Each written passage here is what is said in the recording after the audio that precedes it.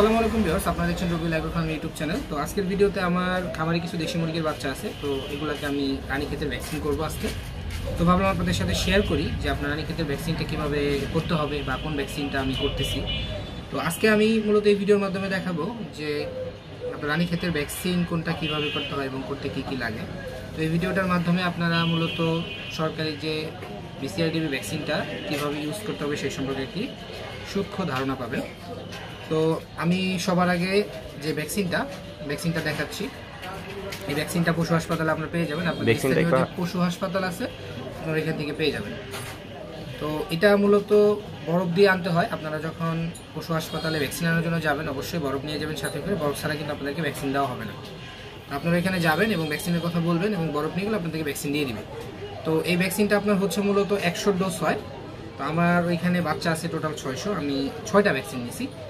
তো 6টা ভ্যাকসিনের জন্য আমার পানি কতটুকু লাগবে, এটা একটি কমন কোশ্চেন যে আপনার পানি, সবাই পানি নিয়ে খুব কনফিউশনে থাকে, কেউ 3, 5 বিভিন্ন রকম পানির কথা বলে। তো এর জন্য আমি দেখেন আপনার এখানে একটা পানি আছে যেটা আপনার 15 ml লেখা আছে। তো এটা কিন্তু একটা কোম্পানির কমি ফার্মা কোম্পানির একটি ভ্যাকসিনের পানি।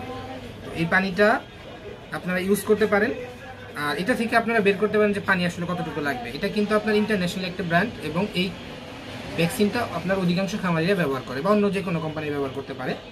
তো এইটা আমি আপনাদেরকে দেখানোর উদ্দেশ্য হচ্ছে পানির পরিমাণটা বের করা। তো এখানে 15 ml পানি আছে, 500 যে ভ্যাকসিনের ডোজটা আছে সেটার সাথে 15 ml দেওয়া হয়।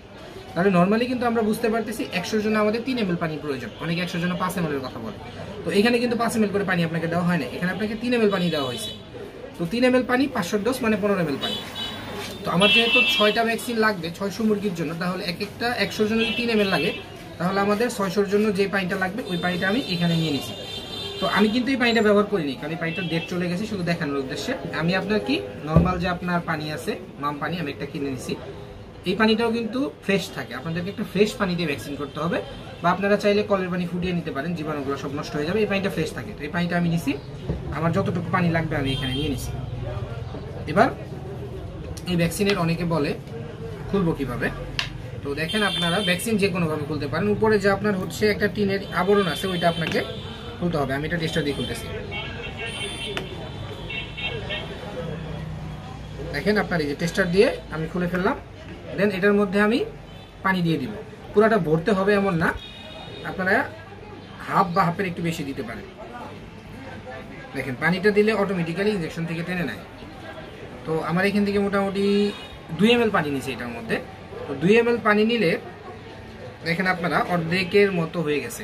এখন এই ভ্যাকসিনটা কিন্তু আমি এভাবে হালকাভাবে আস্তে আস্তে করে মিশিয়ে নিব। দেন আমার এখানে আরও কিন্তু কিছু ভ্যাকসিন আছে, আমি সবগুলাতেই পানি দিয়ে নিব। আমি একটা আপনাদেরকে দেখাচ্ছি। এখান থেকে আমার এটা কিন্তু শেষ। দেন আমরা এখান থেকে ভ্যাকসিনের পানিটা আবার বের করে নিব। এটার মধ্যে কিন্তু আপনার হচ্ছে ছোট একটা ট্যাবলেটের মতো থাকে এবং এটার মধ্যে কোনো বাতাস থাকে না, যেটা এয়ার টাইট বলে আর কি। এর জন্য আমরা একটু বাতাস নিয়ে নিব, হয়তো আপনার পানিটা বের করতে সমস্যা হবে। বাতাসটা যখন নিয়ে নিব, বাতাসটা আপনার ভিতরে দিলে দেখবেন যে আমার অটোমেটিক্যালি বের হয়ে যাচ্ছে। দেখেন প্রথমে যখন দিছিলাম অটোমেটিক্যালি, যখন ভিতরে গেছিল এখন কিন্তু অটোমেটিক্যালি বের হচ্ছে। তো এখান থেকে আমি এই সম্পূর্ণটা নিয়ে নিব।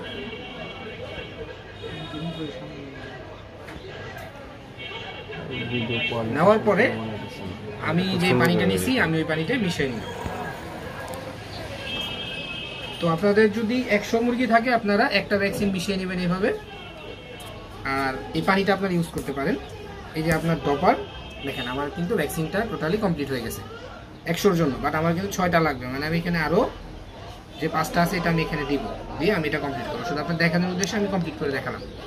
দেন আমরা ভ্যাকসিনটা কিভাবে দিব, কোন চোখে দিব, খাওয়াবো না নাকে দিব।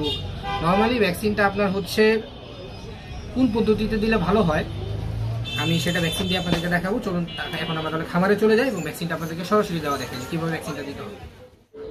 তো আমরা একটা বাচ্চা ধরে নিয়ে আপনার এক চোখে 1 ফোঁটা পানি ভ্যাকসিনে দিলাম।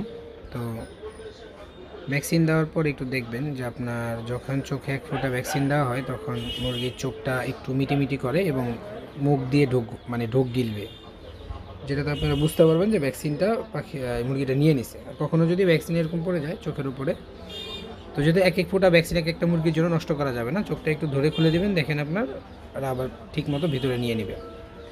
তো এভাবে করে আপনারা ভ্যাকসিনটা করতে পারেন। তো চোখে দেওয়াটাই সবচাইতে উত্তম পন্থা, বাকি দুইটাতে সমস্যা হয়।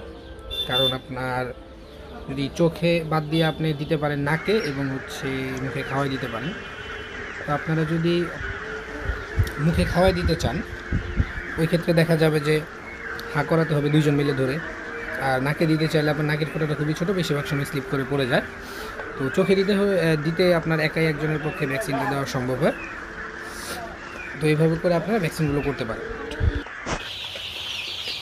তো ভিউয়ার্স, আমরা দেশি বাচ্চাগুলো ভ্যাকসিন করলাম। তো ভ্যাকসিন মূলত আপনার সন্ধ্যার পরেই করতে হয়, এখন অন্ধকার হয়ে গেছে। আমাদের দেখেন আপনাদের পিছনে কিছু টাইগার বাচ্চা আছে, আমি এগুলোর উপর পর্যায়ক্রমে ভ্যাকসিন করবো। পিছনে দেশি বাচ্চাগুলো খাবার খাচ্ছে। তো আমরা মুরগিকে আপনার পর্যায়ক্রমে ভ্যাকসিনগুলো করে দিব। তো আপনার ভ্যাকসিন চোখে, নাকে, ঠোঁটে 3 জায়গায় করা যায়। তো আপনারা চোখে দিতে পারেন, খাওয়াই দিতে পারেন বা নাকে দিতে পারেন।